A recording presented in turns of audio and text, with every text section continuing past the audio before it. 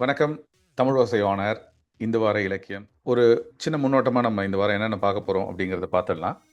அ ஜெயமோகன் அவர்களின் தர்க்கணம் குறுநாவல். அது ஒரு பரபரப்பான டாபிக்கா இருக்கு. அத பத்தி பேச போறோம். அப்புறம் சனாதனம். இந்த டாபிக் வந்து ரொம்ப ஹாட் டாபிக்கா இன்ன வரைக்கும் ஓடிட்டுருக்கு. ஸோ அந்த சனாதனம் சர்ச்சை பத்தி நம்ம என்ன பேச போறோம் அப்படிங்கிறத பார்க்கலாம். அடுத்ததாக 2 மொழிபெயர்ப்பு சிறுகதைகள். மொழிபெயர்ப்பு சிறுகதைகள் முதல் முறையா நம்ம இந்த தமிழ் ஓசை ஆனர் இந்த வார இலக்கியம் நிகழ்ச்சியில பார்க்க போறோம். அதுக்கு அடுத்ததா இந்த வார கேள்வி இருக்கு. முக்கியமா பிறமொழி எழுத்தாளர்கள பத்தி. இது எல்லாத்தையும் நம்ம விரிவா பார்க்கலாம். வணக்கம் பாலா. எப்படி இருக்கீங்க? நல்லா இருக்கேன் சிவா. நன்றி. இந்த வார இலக்கியத்துக்கு உள்ள போயிடலாம். முதல்ல நான் சொல்ல விரும்புறது, அகல்ல வந்துட்டு குலசேகரன் எழுதுற நாவலோட ஒரு அத்தியாயம் வந்திருக்கு. இந்த நாவலோட ஒரு அத்தியாயம் எப்பவுமே சுவாரஸ்யமானது. சொல்வனத்துல முன்பு 6 தாரகைகள் இவர் எழுதி முடித்தவுடன் இல்ல எழுதும்போது யுவன் சந்திரசேகரோட ஒரு நாவலோட ஒரு அத்தியாயம் வந்தது. இது வந்துட்டு தலை மடுகின் அடியில் அப்படின்னு ஆஹ் மறைந்த கதவு அப்படிங்கிற ஒரு அத்தியாயம் வந்துட்டு வெளியாகி இருக்கு. அதை நான் இனிமேதான் படிக்கணும். நீங்களும் படிச்சுட்டு வாங்க. ரெண்டாவதா சொல்ல விரும்புறது மயிர். மயிர்ல வந்துட்டு பாலா கருப்பசாமி எப்பவுமே நல்லா எழுதுவார். அவர் வந்து நிஜந்தரின் பிழல் அப்படிங்கிற புத்தகத்தை முன்வைத்து அந்த புத்தகத்தை பத்தின ஒரு விமர்சன அறிமுகம் கொடுத்திருக்க. சுவாரஸ்யமான அறிமுகம். அந்த புத்தகத்தை வாங்கணுங்கிற மாதிரி ஒரு ஆவலை தூண்டும் அறிமுகம்.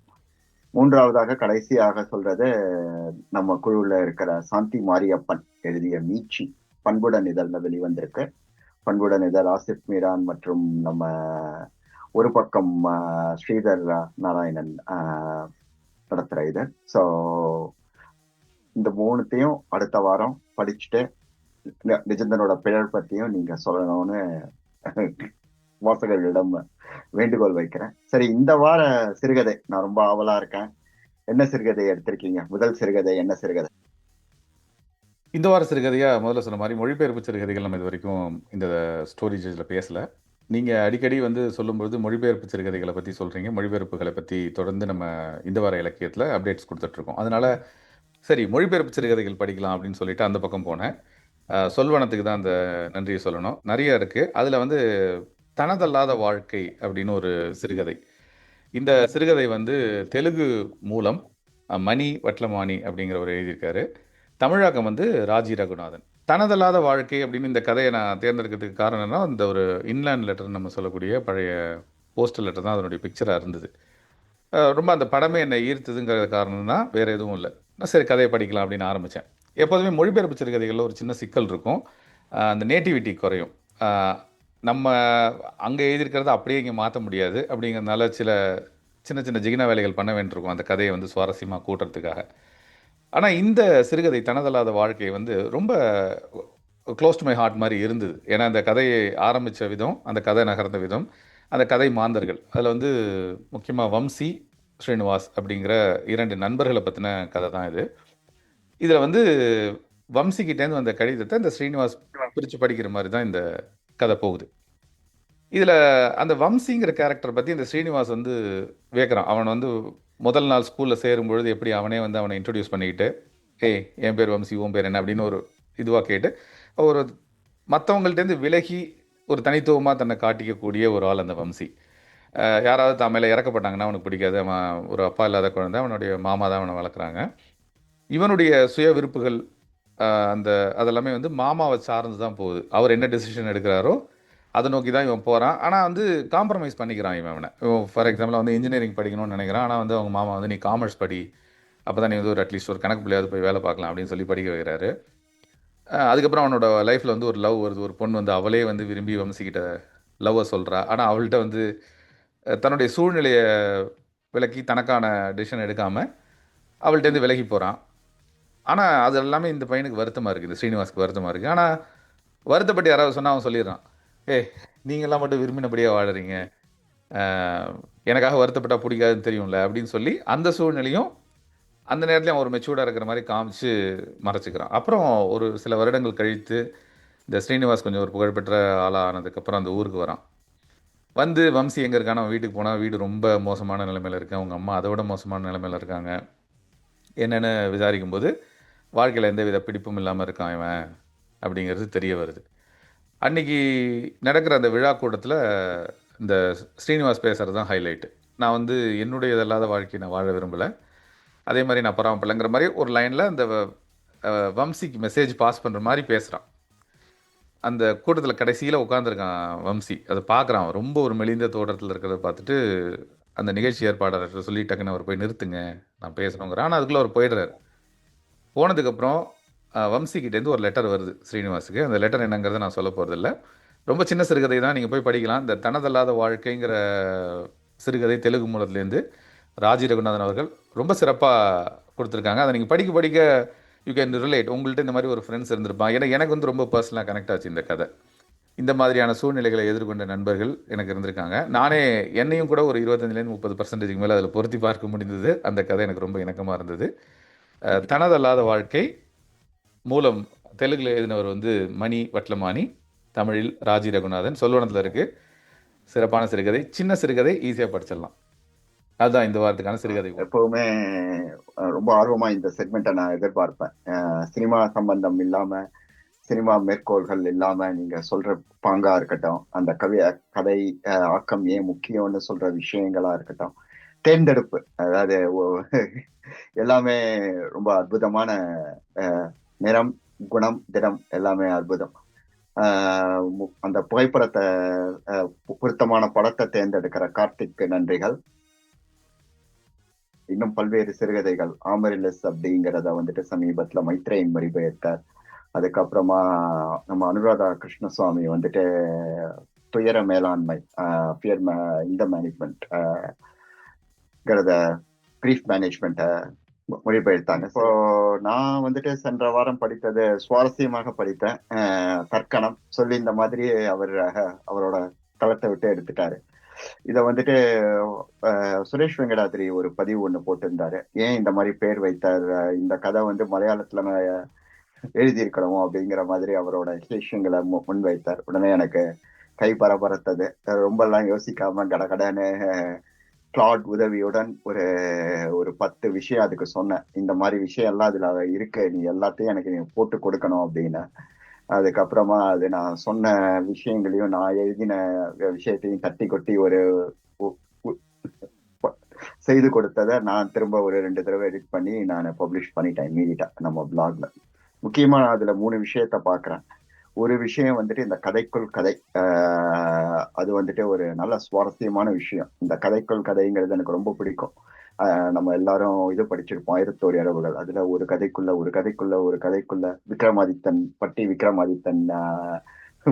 வேதாளம் கதையிலயும் அது வந்துட்டே இருக்கும். வேதாளம் ஒரு கதை சொல்லுவோம், அதுக்குள்ள ஒரு கதை போகும், அதுக்குள்ள இன்னொரு கதை போகும். விக்ரமாதித்தனுக்குன்னு தனியா சில பிரச்சனைகள் ஓடிட்டு இருக்கும். எல்லாத்தையும் நீங்க ஞாபகம் வச்சுக்கணும். எனக்கு எப்பவுமே இந்த ரொம்ப அந்த சுவாரஸ்யம் முக்கியமானது. 2வது இஸ்லாம் அதிகமாக அறிமுகம் இல்லாதது. குரானை படிச்சிருக்கேன்னாலும் அதை எதையுமே உள்வாங்காம படிச்சது ரொம்ப சின்ன வயசுல. சோ இன்னொரு வாட்டி படிக்கணுங்கிற போது அதுல இருந்து நிறைய பல ரசத்தை சார எடுத்து கொடுக்கிறவர் நம்ம ஆசான். அந்த மாதிரி இஸ்லாம்ல இருந்து நிறைய விஷயத்த அங்கங்க ரொம்ப ஆழமா தூவியிருந்தார். கதையோட சொல்லும் போது அதுல ஒரு சுவாரஸ்யம் இருக்கு இல்லையா. 3வதா நான் பார்க்க விரும்பியது, அவர் வந்துட்டு இப்ப இருக்கிற உலகத்தை ரொம்ப அழகா பிரதிபலிக்கிறார். இப்ப இருக்கிற உலகம் வந்துட்டு குத்து மதிப்பா இப்ப நான் இந்த கட்டுரைய வந்துட்டு நான் சொன்னதை வச்சு அதுவே ஒரு அனுமானம் பண்ணி, என்னோட நடைன்னு நான் சொல்லல, அது சொல்லியிருந்தா பாபாவோட நடை என்னங்கிறத பார்த்து சொல்லியிருக்கோம். இருந்தாலும் அதை ஓரளவு பண்ணி கொடுத்தது. அந்த பிளாட்டோவோட குடியரசுல வந்துட்டு ஒரு குகை மனிதர்கள் இருக்காங்க. அவங்க வந்துட்டு நிஜ உலகத்தை பார்த்ததே இல்லை, சூரியனை பார்த்ததே இல்லை, எல்லாமே அவங்களுக்கு வந்துட்டு பிம்பங்கள் தான். அதுல ஒருத்தன் வெளியில போயிட்டு பார்த்துட்டு சூரியனை பார்த்துட்டு வெளில வந்து சொன்னவனே அவனை முட்டாள்ங்கிறாங்க. அதாவது அவனுக்கு வந்துட்டு ஞானம் கிடைச்சிருச்சு. உள்ள இருக்கிறவங்களுக்கு இங்க இருக்கிற தோற்ற பிம்பங்களே போதுங்கிற திருப்தியில இருக்காங்க. இந்த கதைக்கும் இதுவும் ஏன் முக்கியங்கிறத தொடர்பு படுத்தி விரிவாக இந்த பார்வையை முன்வைத்ததை கிளாட் மேம்படுத்தி கொடுத்து நான் பப்ளிஷ் பண்ணியிருக்கேன். பாருங்க, படிங்க, உங்க எண்ணங்களை சொல்லுங்க.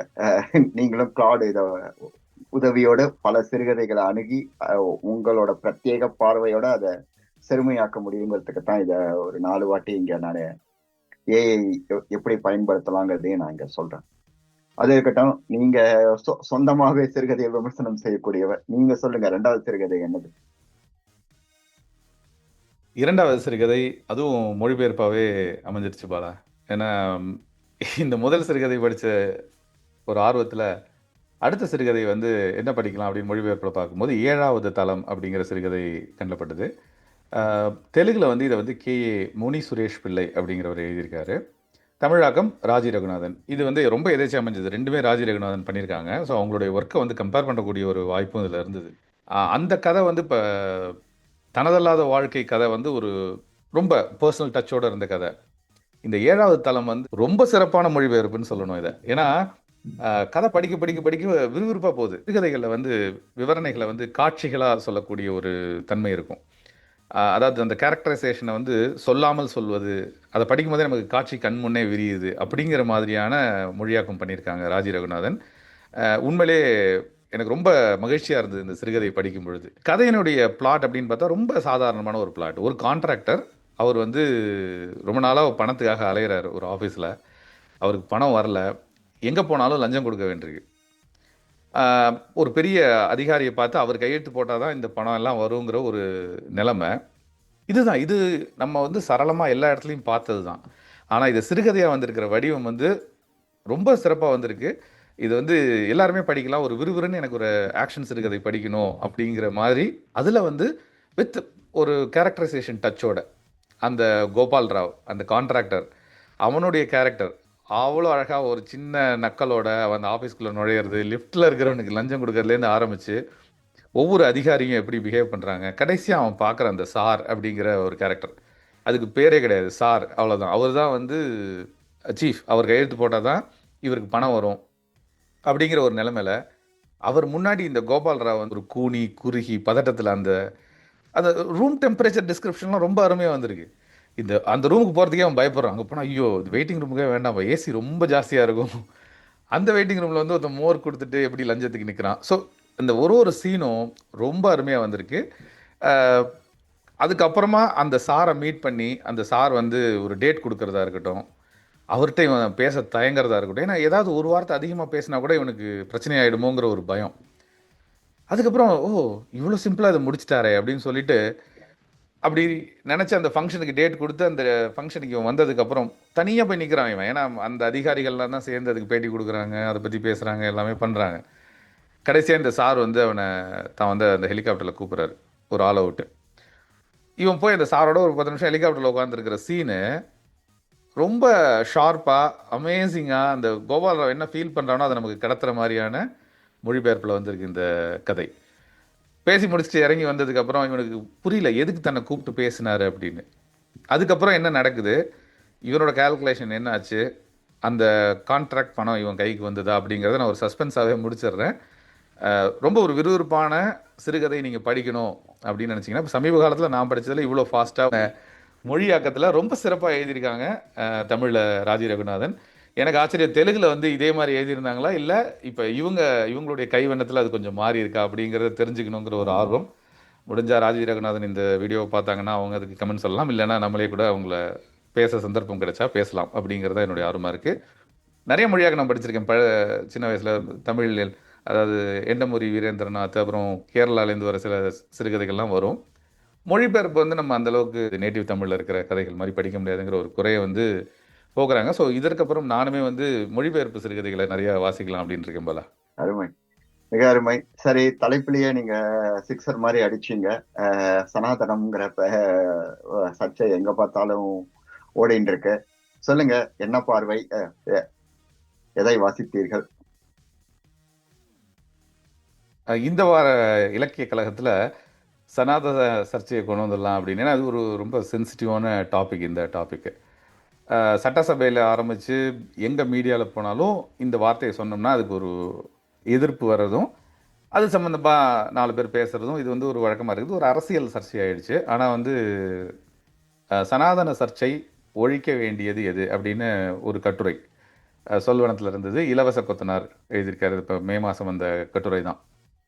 நல்ல மேற்கோள்களோட உதயநிதி சொன்னது என்ன, அவர் வந்து இப்போ சொன்னாரா இல்லை 2023 என்ன சொன்னார், அதனால் கோர்ட்டில் என்ன உங்களுக்கு சொன்னாங்க. ஆனா, இப்ப சபாநாயகர் வந்து அதுக்கு எதுவும் மறுப்பு தெரிவிக்கல. சட்டமன்றத்தில பேசினது. வெளியில வந்தும் வேற யாரும் அதுக்கு வந்து எதிர்ப்பு தெரிவிக்கல. ஆனா, இது புரிதல் இல்லாம பேசுறாங்களோ! அப்படிங்கிற மாரி ஒரு குறிப்ப குடுத்து, இப்ப சனாதன தர்மம் அப்படின்னா என்ன? அ ஒரு நிலையான அறநெறி அப்படிங்கிற ஒரு இதில சொல்றாரு. காலம் காலமா சொல்லப்பட்டு வந்த இந்து மதத்தில சொல்லுது. ஏன்னா, இந்து மகா சமுத்திரம்னு சொல்லுவாரு. அர்த்தமுள்ள இந்து மதத்திலயும் கண்ணதாசன் இத குறிப்பிடுவாரு. ஏன்னா, இந்து மதம்ங்கிறது வந்து ஒருவரால் தோற்றுவிக்கப்பட்டது அல்ல. இது வந்து ஒரு பழக்கவழக்கத்தில வந்தது. 2000 வருஷம் நீங்க போனீங்கன்னா, திருப்பி 2000 வருஷத்துக்கு முன்னாடி போனா கூட இதுக்கு ஹிஸ்டரி இருக்கலாம். அப்படின்னு சொல்லி அர்த்தமுள்ள இந்து மதத்தில வந்து கண்ணதாசன் குறிப்பிடுவார். ஆனா, இந்த சனாதன தர்மம் அப்படின்னு வந்தோனே, இப்ப ரீசென்ட்டா நடிகர் அர்ஜுன் கூட அது வந்து ஒரு லைஃப் ஸ்டைல். நீங்க எப்படி அடுத்தவங்கள மதிக்கிறீங்க, அடுத்தவங்கள ஏமாத்தாம இருக்கீங்க, அப்படிங்கிற மாரிலாம் இருக்குன்னு, அவரு ஒரு பேட்டி இப்ப ரீசென்ட்டா அவரோட படம் ஒண்ணு வந்ததுனால குடுத்ததுனாலயும், இங்க ஐ திங்க் ஒரு அப்ராட்ல இருக்கிற யுஎஸ்ஸா என்னன்னு தெரியல. ஒருத்தர் ஒரு காணொளி போட்டு, பழைய ரெஃபரன்ஸஸ் அங்கேருந்து எடுத்து ஒரு பெண்களுக்கு எதிரா சில கருத்துக்கள் அதுல இருக்கு. அதனால தான் நாங்க இத எதிர்க்கிறோம். சனாதனம் வெர்சஸ் திராவிடர்கள். அதனால தான் திராவிடர்கள பார்த்தா சனாதனவாதிகளுக்கு கோவம் வருது. இப்ப அது இந்து மதத்தோட தொடர்பு படுத்துறதா? இல்ல ஒரு அப்பர் காஸ்ட்டோட, அதாவது பிராமணர்களோட தொடர்பு படுத்துறதா? அப்படிங்கிற ஒரு குழப்ப நிலை இருக்கும்போது, இந்த மாதிரியான இதெல்லாம் வருது. எனக்கு அந்த கட்டுரைய படிச்ச உடனே, மனு தர்மம் அப்படிங்கிறதையும் அதில சேர்த்து சொல்லியிருந்திருக்கலாமோ? வாட் இட் இஸ் அப்படிங்கிறத கொஞ்சம் எக்ஸ்ப்ளைன் பண்ணியிருந்திருக்கலாமோ அந்த கட்டுரையில? ஏன்னா, எல்லாமே வந்து ஒரு ஒரு நூல்கள்லயும் ஒரு சின்ன ஒரு இருண்ட பக்கங்கள் இருக்கலாம். ஏன்னா, அதெல்லாம் 2000 வருஷத்துக்கு முன்னாடியோ, 3000 வருடத்துக்கு முன்னாடியே யாரோ சொன்னது. அப்ப இருந்த காலகட்டத்தில எழுதப்பட்டது. தேவையில்லாதது அப்படிங்கிறத எடுத்துக்கலாங்கிறது என்னுடைய பார்வை. ஸோ, அதனால இந்த நேரத்தில இந்த கட்டுரை வந்து சொல்வனத்தில வந்திருந்தது சிறப்பா இருந்தது. அந்த அது ஒழிக்கப்பட வேண்டியது எது அப்படிங்கிறது. சொல்லுங்க பாலா, உங்களுடைய பார்வையில் சனாதன தர்மம். ஏன்னா நெறைய நீங்களும் வாசிச்சிருப்பீங்க இணையத்தில. உங்களுடைய கருத்தும் இருக்கும். கழகத்தில நல்ல சிறப்பா இருக்கும்னு நெனைக்கிறேன். நல்லாவே மாட்டி விடுறீங்க. நீங்க ரொம்ப சிறப்பா தொகுத்து கொடுத்து அந்த கட்டுரைய உள்வாங்கி, அதே சமயம் இலவச கொத்தனாருக்கு எந்த இது அதாவது justification for the S A and justification for the author ரெண்டும் ரொம்ப சிறப்பா பண்ணியிருக்கீங்க. இதுக்கு மேல என்னால ஒரு வார்த்தை கூட சொல்ல முடியும்னு தோணல. எனக்கு இதுல வாசிப்பு இருக்கு, கருத்து இருக்குனாலும் இது ஒரு மில்லியன் டாலர் டாபிக். இன்னும் கொஞ்சம் விரிவா போகணும். இதுக்கு அடுத்த நான் சில விஷயங்கள் ஒண்டி சொல்லிக்கிறேன். நான் இந்த கட்டுரைய ஆரம்பத்தையே அவரை பண்ண உடனே 2 பேரும் பேக் அண்ட் ஃபோர்த் போனோம். அப்ப நான் எனக்கு நேம் டிராப் ரொம்ப பிடிக்கும். ஏன் இதுல அம்பேத்கர் இல்ல, அயோத்திதாசர் இல்ல, இதுல வந்துட்டு அவங்க ஆரம்பிச்சவங்க வந்துட்டு தீன் தயாளு, அதுக்கப்புறமா மதன் மோகன் மாளவியா, அவங்க ஆரிய சமாஜத்துக்கு எதிராக சனாதன தர்ம சபான்னு ஒண்ணு ஆரம்பிச்சு இந்து மதத்துல இருக்கிற குப்பையெல்லாம் இது பண்ணணும், நம்ம எல்லாத்தையும் அதாவது சதி, குழந்தை, இந்த இது பிறப்புக்கும் எல்லா உயிருக்கும் எல்லாம் பண்ணணும் அப்படின்னு தான் ஆரம்பிக்கிறாங்க இந்த சபையை அப்படிங்கறதெல்லாம் சொன்ன உடனே, பாலா வெயிட் பண்ணுங்க, அவர் பாபான்ட்டு. இதெல்லாம் இந்த கட்டுரையோட நோக்கம் கிடையாது. நீங்க நோக்கத்தை புரிஞ்சுக்கணுங்கிறத நீங்க சரியா உள்வாங்கி இருக்கீங்க. So I don't want add anything அப்படின்னு சொல்லிட்டு நிறைய ஆட் பண்ணிட்டேன்னு நினைக்கிறேன். அடுத்த வாரம் அடுத்த இஷ்யூல நம்ம அரவிந்தன் நீலகண்டன் ஒரு முக்கியமான கட்டுரை இதுக்கு பதிலாவோ இதுக்கு தொடர்ச்சியாவோ எழுதியிருக்கேன். அதுவும் ரொம்ப வாசிக்கப்பட வேண்டியது. அது இன்னொரு 10 நாள்ல எதிர்பாருங்கிறத வந்து நான் சொல்லிக்கிறேன். நம்ம கேள்விக்குள்ள போயிடலாம். இந்த வார கேள்வி என்ன கேள்வி வச்சிருக்கீங்க? வர கேள்வி வந்து இந்த மொழிபெயர்ப்பு சிறுகதைகள் 2 நம்ம சொன்னதுனால, உங்களுக்கு பிடித்த பிற மொழி எழுத்தாளர்கள். தமிழ தவிர வேற எந்த மொழியா வேணாலும் இருக்கலாம். அது அப்படிங்கிற சொல்லி இந்த வார வினாவா விட்டுறலான்னு இருக்கேன் போல. உங்களுக்கு பிடிச்ச எழுத்தாளர் ஒருத்தர சொல்லுங்களேன். நம்மளே ஒரு ஆன்ஸரையும் சொல்லி முடிச்சிடலாம். ஓ, டெஃபினட்டா. எனக்கு இப்ப சமீபத்துல நான் ரொம்ப விரும்பி நேசிச்சு படிக்கிறது ஜூலியன் பான்ஸ். அவரை ரொம்ப ஆர்வமா அவரோட கதைகள், அவரோட ஆக்கங்களை ரொம்ப தொடர்ச்சியா விரும்பி வாசிச்சுட்டு இருக்கேன். ரேச்சல் கஸ்க் அப்படிங்கிறவங்களும் இப்ப சமீபத்துல எனக்கு ரொம்ப முக்கியமானவங்களா தெரியறாங்க. அவர்களையும் ரொம்ப விரும்பி படிக்கிறேன். ஜூலியன் பான்ஸ் கொஞ்சம் மேலோட்டமா படிக்கிற மாதிரி, அதாவது டக்குன்னு புரியிற மாதிரி கதை சுவாரஸ்யங்கள் இருந்தாலும் ஆழ்ந்த கேள்விகளை அங்கங்க ரொம்ப அதாவது ஒரு செதுக்கப்பட்ட எழுத்து, ஒரு வார்த்தை, ஒரு சம்பவம் கூட அதிகமா இல்லாத மாதிரி. ரேச்சல் கஸ்க் பிலோசாபிக்கல், அதே சமயம் பெண் சார்ந்த எழுத்துக்களை உரத்த குரல்ல சொல்லாம, ஆனா பெண்களுக்கே உரிய பிரத்யேகமான சிக்கல்களை, வாழ்வியல் பிரச்சனைகளை புது நோக்குல முன்வைக்கிறவங்க 2 பேரோட நாவல்கள், சிறுகதைகள் எல்லாத்தையுமே நான் எங்க வேணா ஆரம்பிங்க. சென்ஸ் ஆஃப் அன் எண்டிங், அவரோட அவுட்காஸ்ட் நினைக்கிறேன், ரேச்சல் காஸ்ட், ரெண்டுமே ரொம்ப சமீபத்துல எனக்கு கவர்ந்தது. நன்றி பாலா. நிறைய ஆனா பெயர்கள் இந்த மாதிரி சொன்னீங்க. சர்ப்ரைஸ் கொஸ்டின்லாம் முன்னாடியே சொல்லிடணும். திடீர்னு கேள்வி கேட்டீங்கன்னா எனக்கு பதில் சொல்ல வராதுங்கிறதையும் நான் சொல்லிக்கிறேன். இல்ல இதுவுமே நான் எதிர்பார்க்காம தான். திடீர்னு எனக்கு நம்மளே வந்து கேள்வியை கேட்குறோம். வீடியோ பார்க்குறவங்க கண்டிப்பா அவங்க மனசுக்குள்ள பதில் சொல்லிப்பாங்க. கமெண்ட்ஸ்ல யாரும் சொல்றது இல்ல. ஒரு சிலர் சொல்றாங்க. எனக்கு அது கொஸ்டின் பேப்பர் முன்னாடியே அவுட் பண்ணிடணும்னு சொல்லியிருக்கேன் சிவா. சரி, தேங்க்ஸ். ஆமா. It was really fun. Outline அப்படிங்கிறாங்க ரேச்சல் கஸ்க். நல்ல நாவல். நன்றி, நன்றி பாலா. மீண்டும் அடுத்த வாரம் சந்திப்போம்.